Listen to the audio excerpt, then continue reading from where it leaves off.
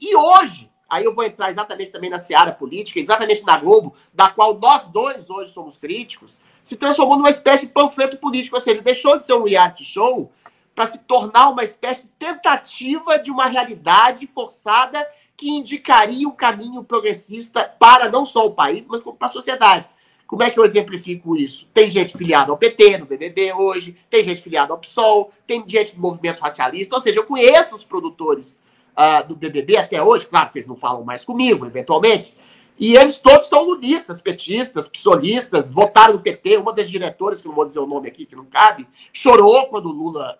E eles tentam entabular uma realidade, que é o princípio, que é o seguinte, até as últimas edições que eu vi um pedaço, que é assim, eles colocam um tanto de ativistas progressistas de esquerda, né? E do outro lado, aquilo que eles eventualmente consideravam bolsonaristas, que era um bando de retardado, débil mental. Mas às vezes, os carismáticos e as pessoas, inclusive, que ganhavam os BBBs eram exatamente do outro lado.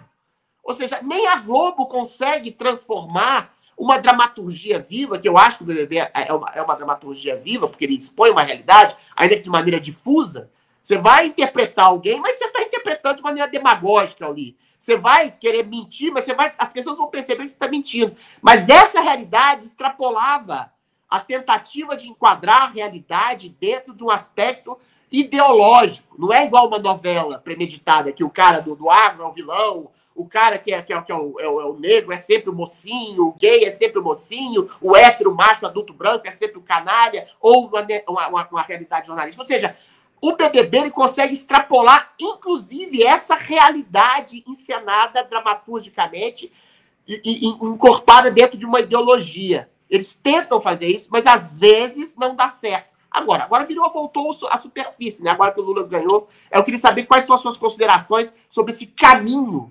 dramatúrgico da Globo e o caminho dramatúrgico da Globo como uma encenadora de um caminho político que não existe, ou seja, de endossar uma ditadura hoje em dia no país.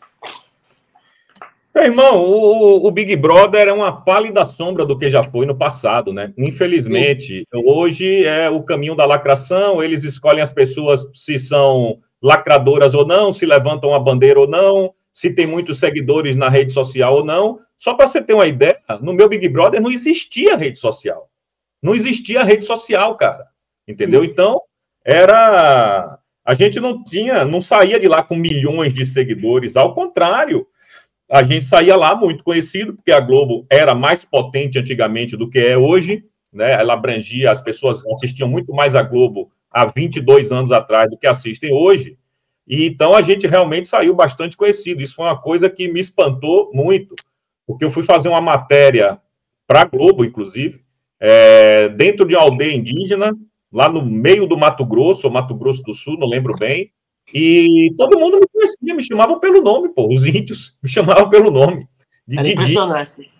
Então, essa parte identitária, essa parte lacradora, a galera já está de saco cheio. O Big Brother hoje pertence a uma bolha, todo mundo sabe, e apenas aquela bolha que assiste. Tanto é assim que a audiência despencou. BBB 24, a audiência despencou, amigão. Sim. Certo? Então, quem assiste é aquela bolha que quer ver lacração, que quer ver homem chorar porque ele é branco e etc e tal. Então, já não faz... O BBB não é um retrato da realidade como foi durante os 3, 4, 5 primeiros programas. Já não é. Hoje é um recado ideológico da Rede Globo. Hoje é um braço ideológico da Rede Globo. Como as novelas também estão caindo pela tabela, eles estão usando o BBB, que ainda é o carro-chefe, mesmo despencando, ainda é o carro-chefe, para levar a sua agenda esquerdista adiante. Eles não entenderam que não deu certo, não vai dar certo, e BBB já está na hora de acabar, né, irmão? Chega, ninguém aguenta mais BBB. Eu acho que poderia ser reconfigurado, eu acho que poderia ser remasterizado aos moldes do que era a sua versão, a sua edição, talvez até em alguma medida a minha. Mas é engraçado, porque você falou que o BBB não retrata a realidade hoje. Quer dizer, a Globo não retrata a realidade. A Globo mente, né? A Globo deturpa os fatos, manipula os fatos, transformou numa espécie de assessoria da ditadura. Mas ela reflete uma realidade de uma bolha, que é uma bolha grande, que é a bolha das redes sociais, os progressistas das redes sociais. Porque eu lembro na minha edição, ô, Adriano, tentaram me cancelar. Mas isso não está refletindo em audiência, cara. Pois é, mas tem uma audiência razoável. Estou falando assim, o princípio do cancelamento. Você foi considerado, não que você tenha sido um vilão, você foi considerado que você era um cara incisivo, você era um cara autêntico, você era um cara sincero, você era um cara direto, sem pés na veia, e o público ficou meio assustado com essa persona, que não era exatamente o protótipo do bonzinho, coitadinho, e também não era um vilão, você nunca foi um mau caráter, por óbvio. E no meu caso, tentaram me cancelar, porque começou o princípio do cancelamento do BBB na minha edição, comigo. Sabe por quê? Porque descobriram que o Olavo de Carvalho era meu fã. Aí reviraram a minha vida. Aí tentaram descobrir, o que eu descobri? Descobri que eu era mulherengo, que eu cantava mulher no MSN em 1912. Aí me chamaram, ele é stalker, ele é esquisito, ele é estranho. Aí umas meninas falaram, umas gordinhas, ele é estranho, tem umas cantadas meio poéticas. Não acharam nada, não conseguiram, aí começaram a achar que eu era gay. Aí pararam de me cancelar, pô. Só que hoje virou uma coisa completamente deturpada. Se você toca no ombro de uma mulher e se a internet cisma com você, os caras te chamam de estuprador, de abusador, pedem cadeia pra você. Ou seja, eu tive exatamente, na época do BBB, eu não fui cancelado, eu tive um gostinho do cancelamento depois que eu saí, mas não colou. Agora, quando você vê, no meu caso, por exemplo, que eu dei um tchau e fiz um discurso de meia hora contra o nazismo, né?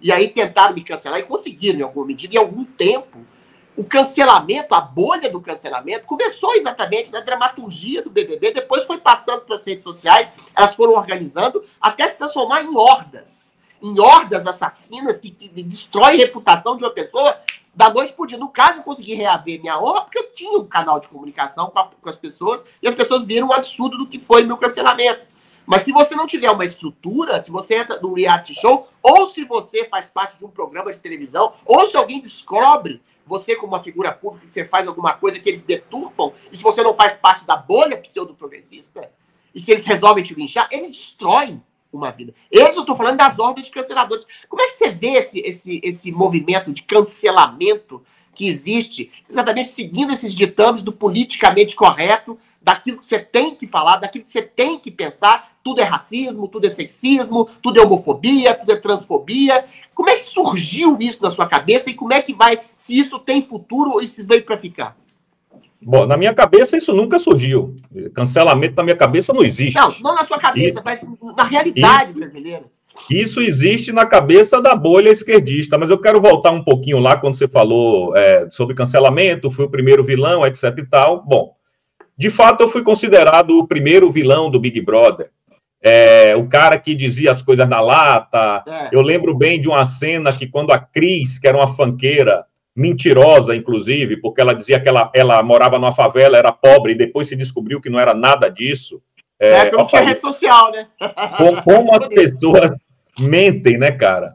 Então, no dia que ela saiu, eu dei graças a Deus, fiquei feliz. Então, eu demonstrava os meus sentimentos ali. Talvez por isso eles tenham me confundido com um vilão. Agora, deixa eu lhe dar um dado. E isso eu tenho esses dados em papel até hoje. 22 anos depois. Quando eu saí do Big Brother, eu fui para um paredão com a Vanessa, que era uma samambaia. Uma mulher que não discutia com ninguém, que para ela estava tudo certo, estava tudo lindo, estava tudo correto. Fez o casalzinho de amor lá com o Sérgio, o cabeleireiro francês, né? Que depois se descobriu que não era francês, era angolano. Aí ficou uma confusão da zorra. Se era angolano, se era francês. Até hoje eu não sei, nem quero saber. E aí, fui para o paredão com ela. Inclusive, paredão, nome criado aqui pelo seu amigo, né? Foi você, eu sei. Foi você que criou. Então, quando eu fui para o paredão e eu saí, só para você ter uma ideia, a produção inteira, todo mundo do Big Brother saiu dos seus trabalhos e foi me receber, cara, lá fora. Entendeu?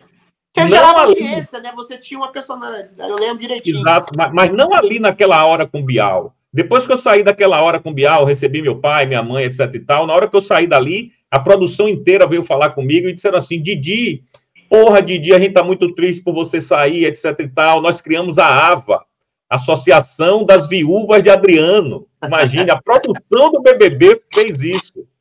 E o que é que aconteceu? Depois que eu saí, amigão, o BBB caiu 7 pontos de audiência. Foi. 7 pontos. Se recuperou depois. Mas na primeira semana que a pimenta do programa saiu, o programa ficou sem graça. Não tinha mais o cara que botava a pimenta ali dentro, entendeu? Então, eu acho, se for por número, se for por Ibope, por tudo isso, eles se arrependeram muito de terem me tirado. E eu lhe digo, e eu lhe digo terem me tirado porque o Big Brother fica quem eles querem. O Big Brother isso eu não acho não, Adriano. Não acho que eles roubam. Eu tenho prova, irmão. Adriano, não. Acho que não, cara. Prova da onde? Eu tenho prova. A diretora do programa me disse. Assine o Fio Diário. Assim você vai ter acesso integral ao programa completo Adriles sobre tudo, além de outros diversos programas na nossa plataforma. Assine aí.